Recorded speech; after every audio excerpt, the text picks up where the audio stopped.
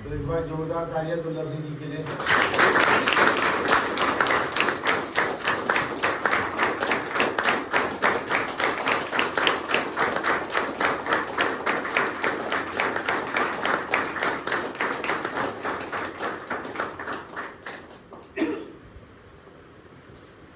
मैं तो ज़्यादा समय नहीं लूँगा आप लोगों का, मुझे आज जिसकी सेविंग है उन्हीं बोले तो ज़्यादा बढ़िया है। इतने दिनों से रिकवरी करते चल ही रहे हैं, कोई ना कोई जो भी आता है यहाँ पर कुछ ना कुछ तो समझा के जाता ही है। ठीक है दोस्तों, सभी भाई आत्म शांति की प्रार्थना से ध्यान जाएंगे और आत्म शांति की प्रार्थना करेंगे। अच्छा, हे प्रभु हमें ऐसी आत्म शांति दो, जिससे कि हम उन चीजों को स्वीकार कर सके जिन्हें हम बदल नहीं सकते। ऐसी हिम्मत दो उन चीजों को बदल दे जिन्हें हम बदल सकते हैं। और ऐसे बुद्धि दो जो उन दोनों में भेद जान सके।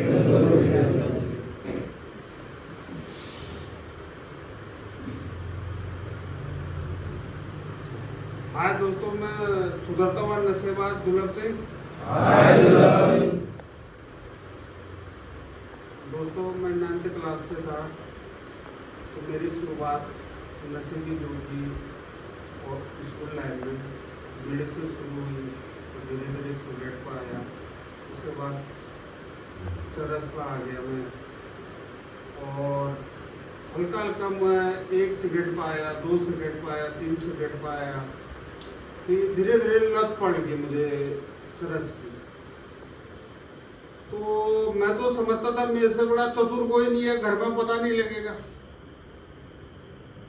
कई बार छोड़ने की कोशिश की, 2-4 दिन, 6 दिन, 1 महीना, 1.5 महीना छोड़ता गया, फिर नहीं समझ पाया।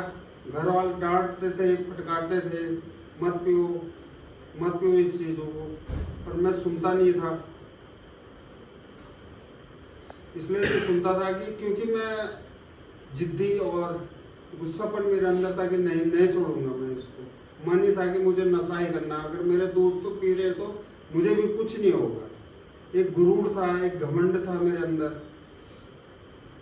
जब मैं हाई स्कूल में फेल हुआ तो उस दिन तो मैं बहुत खुश हुआ। कहने का मतलब, अब तो स्कूल जाना ही नहीं पड़ेगा, अब तो मैं खुला नशा कर सकता हूँ। और जब घर में सभी की नजरें गिर गई, माँ की गिरी, बाप की गिरी, जो भी पढ़ाते थे उनकी गिरी, भरोसा था ये पास तो हो ही जाएगा, पर नहीं हुआ। घर छोड़ के मैं चला गया 5 साल के लिए, दिल्ली निकल गया। वहाँ मैंने बहुत बुरी तरीके से नशा किया, क्योंकि वहाँ चरस नहीं मिला तो देसी दारू पर आ गया मैं। पीते पीते पता नहीं लगा मैं कब लत पर पड़ गया। 5 साल के बाद जब घर आया तो घर वालों ने समझा सुधर तो गया होगा।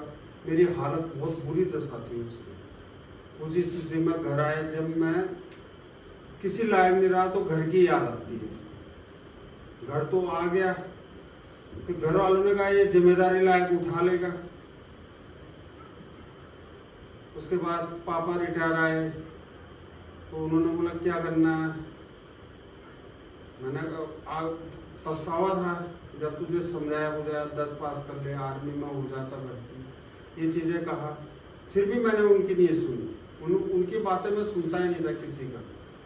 और उसके बाद पापा ने दुकान खोली, शॉप खोली मेरे लिए। 8 साल तक वो मेरे साथ रहे और बहुत मेहनत की उन्होंने मेरे साथ। मुझे लगता था बंधन में पड़ गया। यार दोस्त मिले, जिनके साथ पढ़ा था मैं, फिर उनके साथ में पीना शुरू हो गया। धीरे धीरे मुझे पता नहीं लगा किस स्थिति में पहुंच गया। 8-9 साल तक मैंने पीता रहा। मैं किसी बहाने से निकल जाता था दुकान से। बंधन हो, ऐसा लगता था मेरे पे किसी ने बंधन कर दिया। शादी हुई, शादी की जिम्मेदारी मैंने कहा होती है थोड़ी बहुत। आभास हुआ शादी तो होगी, सुधरने के ऊपर। कहाँ एक नशेबाज कहाँ सुधरता है, उसकी परवाह नहीं हुई।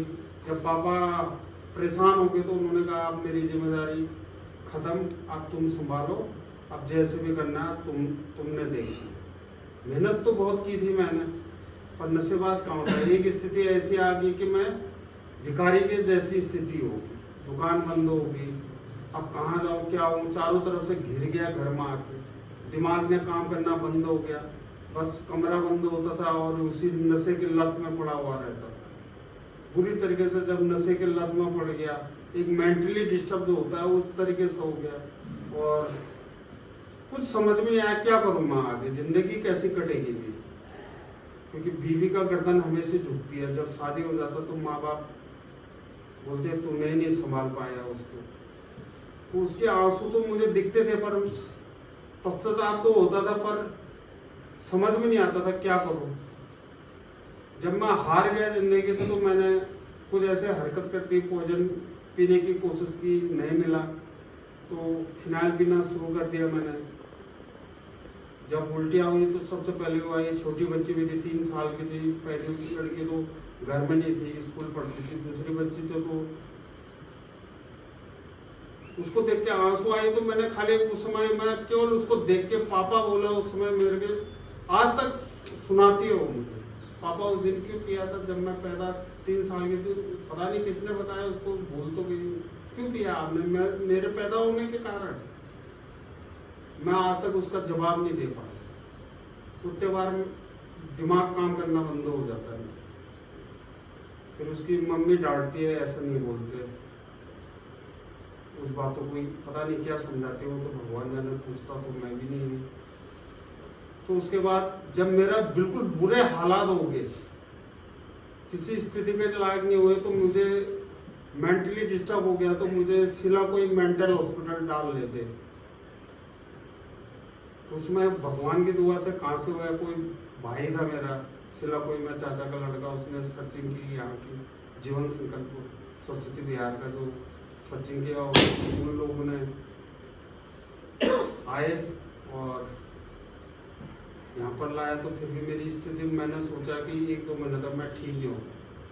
जब प्यार मिला, मोहब्बत मिली, क्लासों अटेंड किया, नींद आती थी मुझे इतनी गोलियों में, डॉक्टर की गोलियां खा, फिर भी बैठा समझा, 1.5 साल में रहा, फिर भी घबराया नहीं।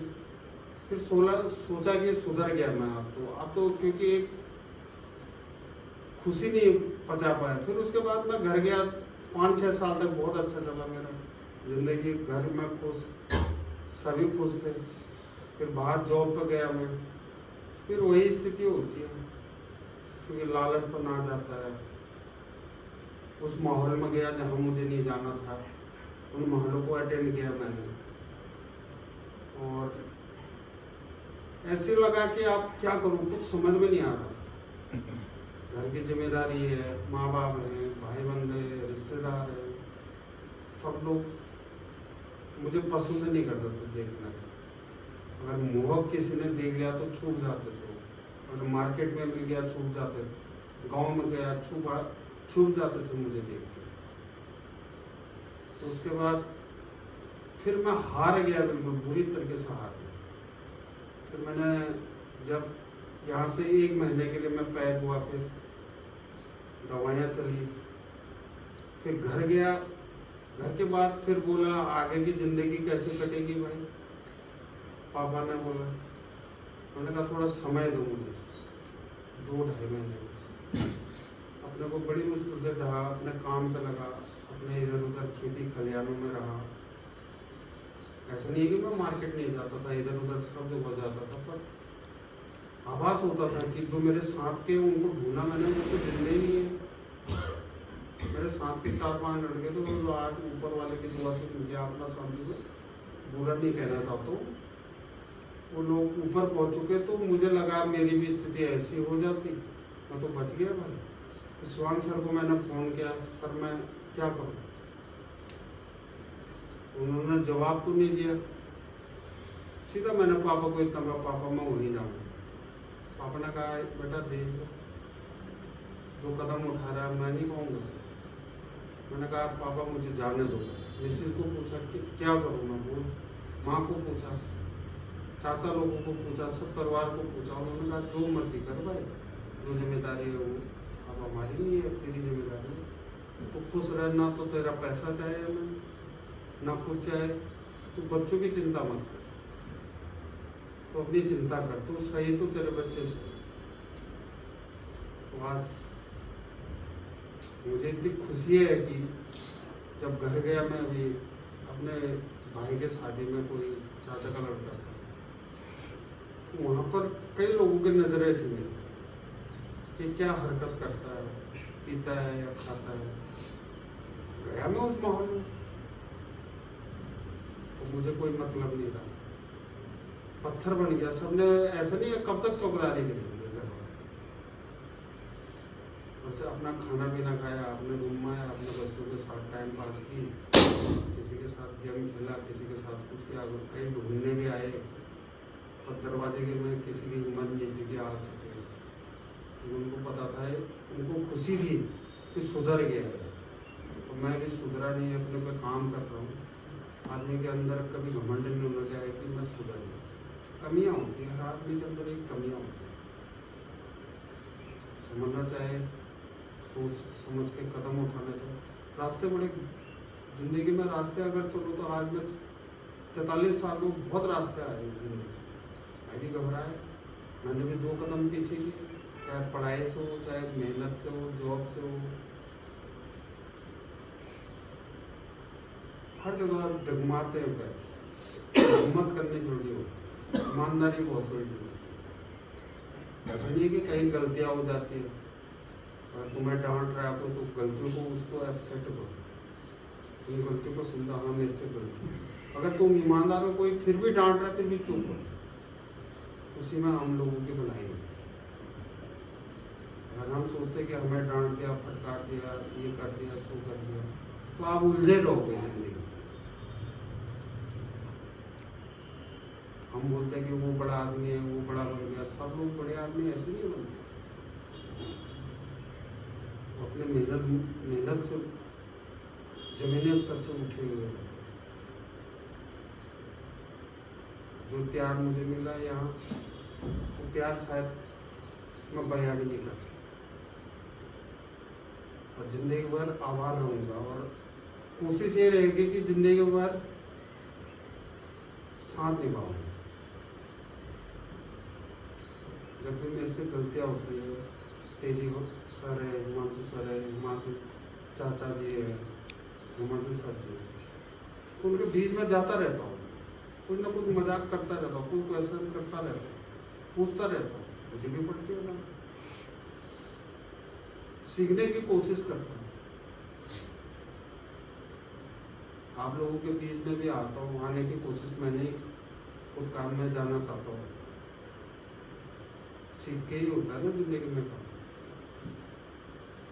बस दोस्तों, इसी के साथ कहता हूँ कि आप लोग भी बच्चों में अच्छे कदम उठाएं और नशे से दूर रहे। यही जिंदगी का, नशा तो करते हैं और हम लोग के लिए नशा सूख नहीं है।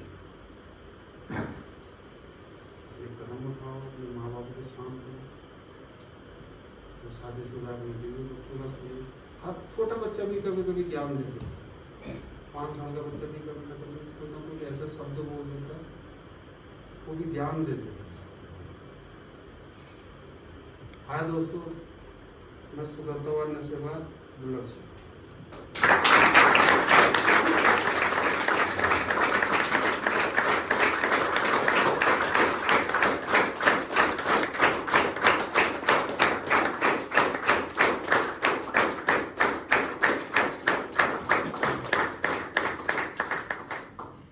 किसी भाई का कोई सजेशन?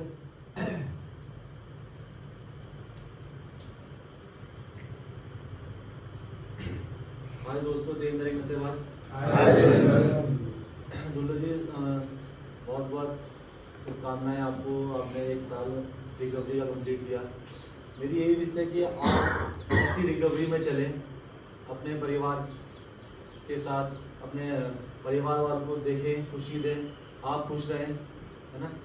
और आगे लाइफ में देखो, अप एंड डाउन तो सबकी लाइफ में आते हैं, दिक्कत परेशानियां आती हैं, छोटी मोटी चीज़ें होती रहती है लाइफ में, तो उनसे कभी हार नहीं माननी चाहिए कि मैं हार के एक जगह बैठ गया कि ये कैसा हो गया, मैं तो आज के दिन ठीक चल रहा था, ऐसा वैसा।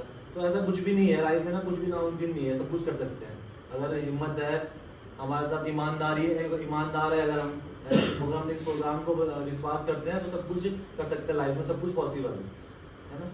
बाकी आप हम लोग आपके साथ है, शिवांग सर, हिमांशु सर, ये संस्था आपके साथ है ना। आपके लिए हमेशा ये संस्था आपके साथ देगी। आपको कभी लाइफ में कोई किसी चीज़ की प्रॉब्लम होगी तो संस्था, शिवांग सर, हिमांशु सर, हम लोग सब आपके साथ है ना। आप ऐसी रिकवरी में चलते रहे, मेरी विशेष आपके साथ ऐसी रहेंगी हमेशा के लिए।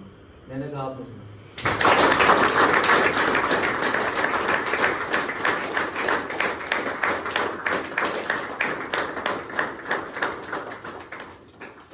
और कोई भाई?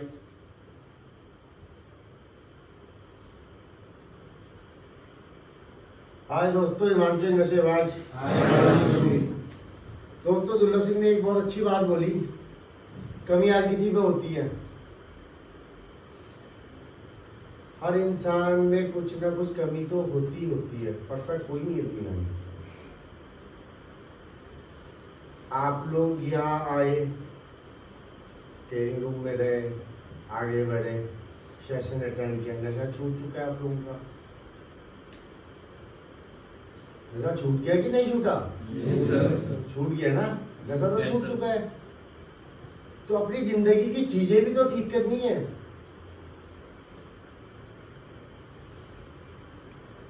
अगर यहाँ पर चाहे तेंदर हो, चाहे मैं हूँ, चाहे सर है, कोई भी इंसान किसी को कमियां दिखाता है ना, तो एकदम हमारा अहम बाहर आ जाता है। अगर तेंदर ने ही बोल दिया किसी को कि यार तेरे अंदर ये दिक्कत है, तो उस टाइम तो इंसान को उसका शुक्रिया अदा करना चाहिए कि कोई तो है जो मुझे मेरी गलतियां दिखा रहा है, मेरी कमियां दिखा रहा है। तो इंसान को वो चीजें बड़ी लाइटली लेनी चाहिए, वहां पर समझना चाहिए, वहां पर उन चीजों को दूर करना चाहिए।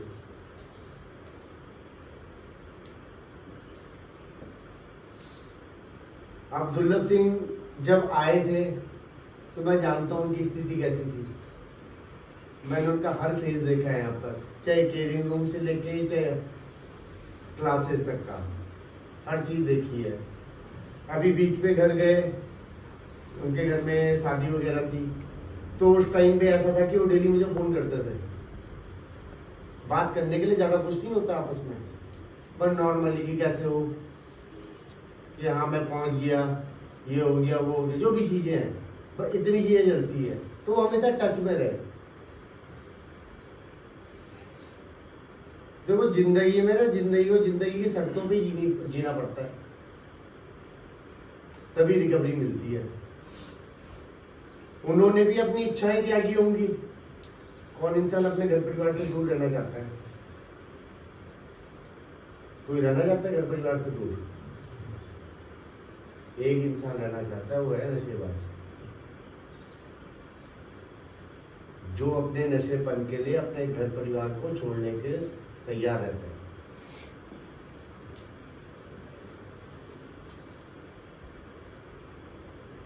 आज यहाँ पर हमें इतना पता चल चुका कि नशा एक बीमारी है, तो इसे खत्म किया जा सकता है, दूर किया जा सकता है। जो चीजें बता रहे हैं उन चीजों पे चलो। जिंदगी जीने का एक नया तरीका ही मिल रहा है। लेना ना लेना आप लोगों पे निर्भर करता है। क्योंकि तो प्रयास तो आपको करने ही होंगे। उन्होंने अपनी एज बताई ना, 43 साल की उम्र। तो जिंदगी में सीखने की भी कोई उम्र नहीं होती, तो आज भी वो सीख ही रहे हैं। ये नहीं है कि गलतियां किससे नहीं होती, गलतियां हर किसी इंसान से होती है। तो उस टाइम भी बड़ा लाइटली रहना पड़ता है। मैं अपने अहम को अगर बाहर निकालने की कोशिश करूंगा ना, वहां पर मेरा अहम बीच में आएगा, तो मेरी चीजें गड़बड़ा जाएगी। तो आप लोग भी जब आए हो यहाँ पर, नशा वगैरह चीजें आपकी छूट चुकी है, तो अपनी चीजों को ठीक कर लो, अपने व्यवहारों को बदल लो।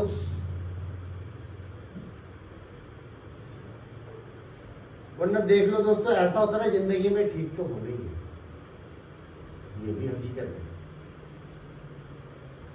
आज नहीं तो कल। तो जब आज मौका मिला है तो आज क्यों नहीं ठीक हो जाते हैं? कुछ लोगों के दिमाग में फितूर होता है, हम क्यों ठीक हुए?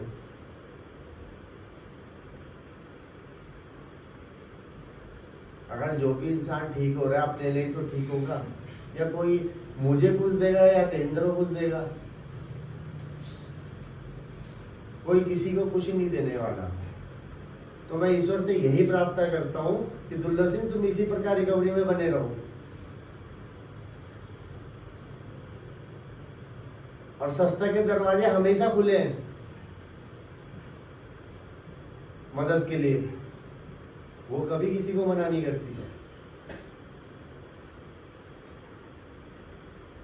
जैसे मंदिरों के दरवाजे होते हैं ना खुले हुए हर किसी इंसान के लिए, तो वैसे ही संस्था के दरवाजे हैं उन नशेबाज भाइयों के लिए। मुझे लगता है मुझे मेरे परिवार में थोड़ी दिक्कत आ रही है, मैं गड़बड़ा सकता हूँ, तो मैं आ सकता हूँ, उसमें कोई शर्म नहीं है। देखो ये भी हकीकत है कि नशेबाज इंसान जब जिंदगी में नशा छोड़ता है, और जब जिंदगी में नशा कर रहा होता है, जब वो नशा करता है तभी भी समाज को पता होता है, और जब वो छोड़ता है तभी भी समाज जानता है। बोल रहे थे कि घर पे गया तो शादी थी, अब कॉकटेल वगैरह रही होगी, तो हर किसी की निगाहें टिकी हुई थी ये देखने के लिए क्या करता क्या है। उसने नहीं किया, ये बहुत अच्छी बात है, वो उसकी ईमानदारी है। ठीक है दोस्तों, मैंने कहा आपने सुना।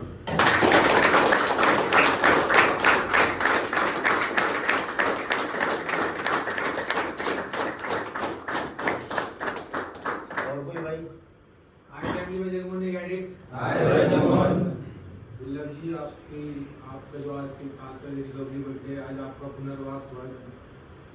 आपने इतने लंबे समय से रिकवरी में चल रहे हो, तो पूरी फैमिली की तरफ से आपके लिए मैं बधाई बोलना चाहता हूँ, कॉन्ग्रेचुलेशन बोलता हूँ आपको कि इसी तरीके से आप रिकवरी में चलते रहें। और वैसे तो मेरा अभी मैं इस लायक नहीं हुआ कि मैं आपको सजेशन दूँ, क्योंकि आप मुझसे काफ़ी कुछ दर्जे के उस टाइम पे, क्योंकि मैं अभी एहसास कर रहा हूँ और आपने आप काफ़ी इन चीज़ों का एहसास करके आप काफ़ी आगे बढ़ चुके हो और अपने दर्शक की निर्देशों का पालन कर रहे हो और रिकवरी को हर पक्के मजबूत कर रहे हो। तो मैं आपकी भावनाओं की कदर करता हूँ कि इसी तरीके से आप अपने मानसिक और शारीरिक हर चीज़ से पक्के होते आगे बढ़ते रहो। और जिस तरीके से हमारे यहाँ पे भाई लोग हैं ये चल रहे हैं, उन्हें इसी तरीके से उनकी हो बढ़ाते हुए अपने हमारे डायरेक्टर साहब उनके निर्देशों का पालन करते हुए अपनी ज़िंदगी को इसी तरीके मजबूत और पक्का करके आगे बढ़ते रहें। और बाकी बधाई देता हूँ आपको कि आप सोबर चल रहे हो, रिकवरी में चल रहे हो। बाकी फैमिली मैंने कहा आपने सुना।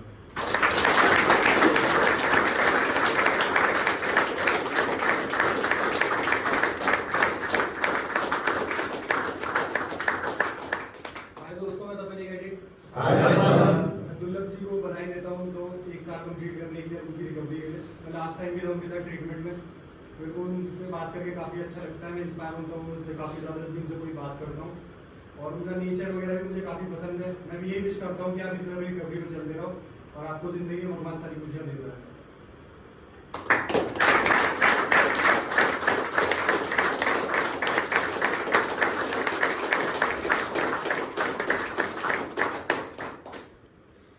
और कोई भाई? हाय, मैं निहाल एक सुदर्त एडिट। पहले तो दुर्लभ भाई आपकी पहली रिकवरी बर्थडे की हार्दिक शुभकामनाएं आपको। और आप एक अच्छे आदमी हैं, आपके साथ रह के बहुत अच्छा लगता है, बहुत कुछ सीखने को मिलता है, आप हमारा बहुत ख्याल भी रखते हैं। मैं चाहता हूं कि आप ऐसे ही अपने रिकवरी के रास्ते में चलते रहे, हमारे साथ रहे। और भगवान, मैं चाहता हूँ कि आपको ईश्वर इस तरह से हमेशा ब्लेस करते रहे आपको, आपके परिवार को। मैंने कहा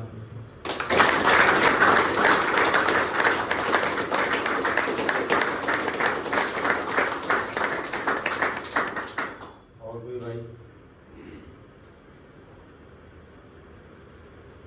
ठीक है दोस्तों, सभी भाई हाथों को जोड़ेंगे, सर को झुकाएंगे और आंखें बंद, और आत्म शांति की प्रार्थना के ध्यान में आएंगे। आत्म शांति की प्रार्थना बोलेंगे अक्षर। हे प्रभु, हमें ऐसी आत्म शांति दो, ऐसी आत्म शांति दो जिससे कि हम उन चीजों को स्वीकार कर सके जिन्हें हम बदल नहीं सकते। ऐसी हिम्मत दो उन चीजों को बदल दे जिन्हें हम बदल सकते हैं। और ऐसी सद्बुद्धि दो जो इन दोनों में भेद जान सके।